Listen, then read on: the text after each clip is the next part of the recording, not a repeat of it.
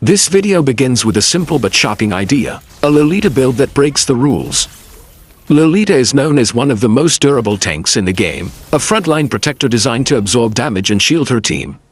Normally, she builds pure defensive items to maximize her durability. But this version is different.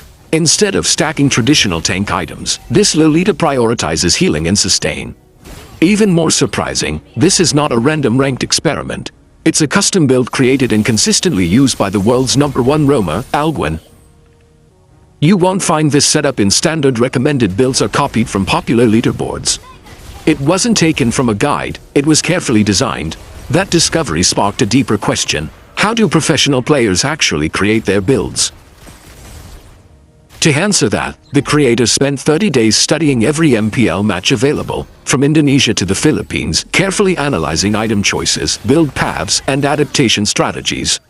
Along the way, they uncovered the hidden logic behind famous professional metas such as Tank Lancelot, magic damage Bane, and sustain Julian. What looks strange at first glance often has a calculated explanation behind it. At the core of every build are two essential components: core items and situational items. Core items are the foundation of a hero's power. These are the items you purchase in almost every match because they unlock your hero's primary strength and define their playstyle. Situational items, on the other hand, are flexible choices. They are built in response to enemy composition, game pace, and specific threats in the match. Understanding the difference between these two categories is the first step toward building like a professional player. To determine core items properly, players must first understand the two fundamental types of damage in the game: physical damage and magic damage. Every hero scales primarily with one of these types, and item choices must align with that scaling. For physical heroes, the next critical question is, does your hero deal most of their damage through basic attacks or through skills?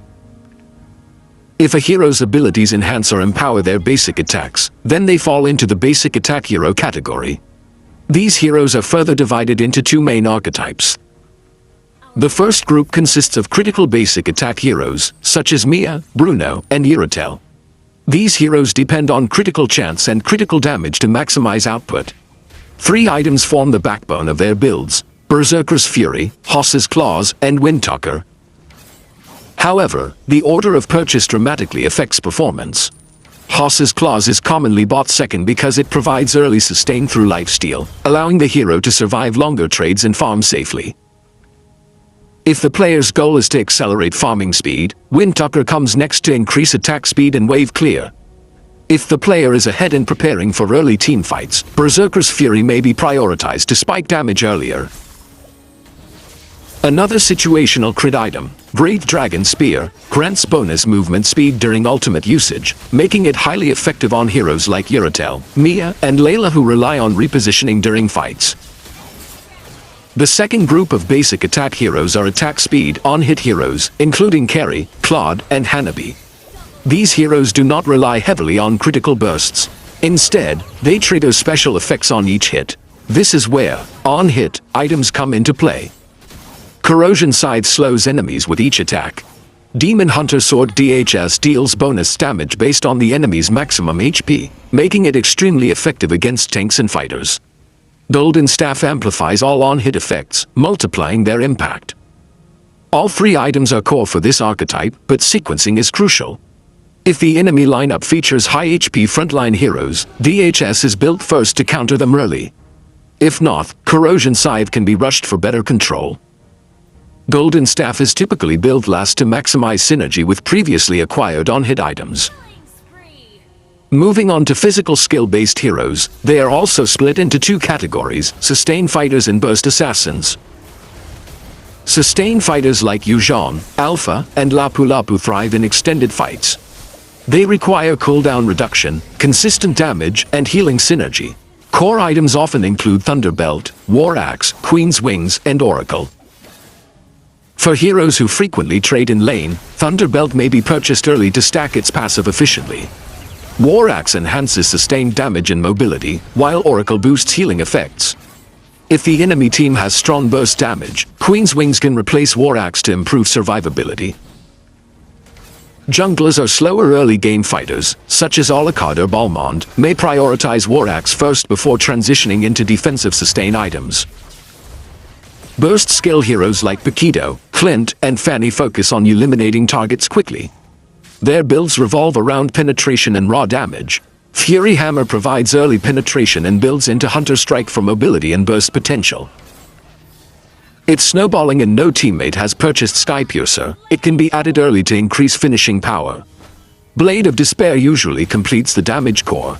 However, for heroes that weave basic attacks between skills, such as Fanny, Clint, or Lancelot, HP Tasses can be included to add extra burst to those enhanced basic attacks.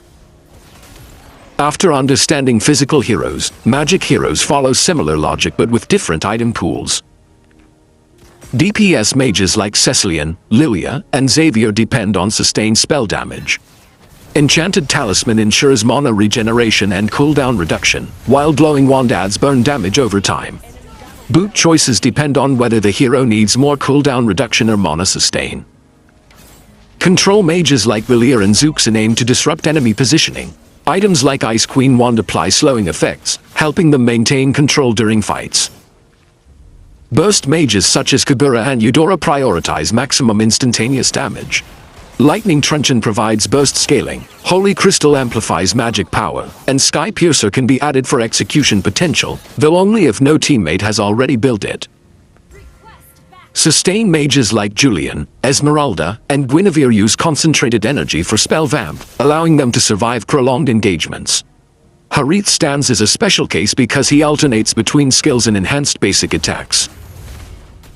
Instead of heavy mana regeneration, he benefits more from synergy-based damage items like Starlium Scythe and Feather of Heaven.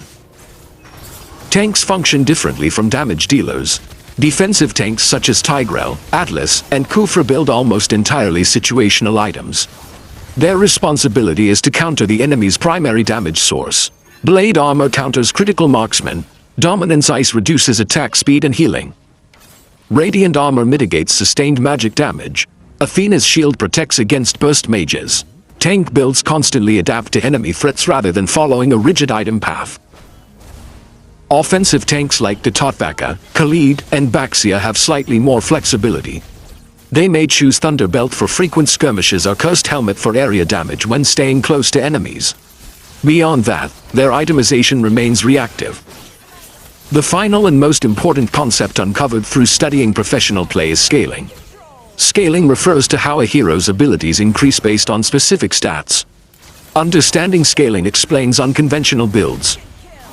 Julian's passive scales with physical attack, allowing sustain-based physical builds to work. Lolita's shield scales with magic power, which explains how healing-focused or magic-enhanced builds can increase her defensive output. When players understand what their skills scale with, they can innovate rather than copy. The true secret behind professional builds is not memorizing item lists. It is understanding damage types, hero roles, scaling mechanics, and adapting to game conditions. That's how unusual metas like Tank Lancelot, Magic Bane, and Sustain Julian emerged. By mastering these principles, core items, situational decisions, damage categories, and scaling, players can begin building with intention rather than imitation. And that mindset is what separates casual play from professional level understanding. Please don't forget to like, share, and subscribe. Thanks be to God.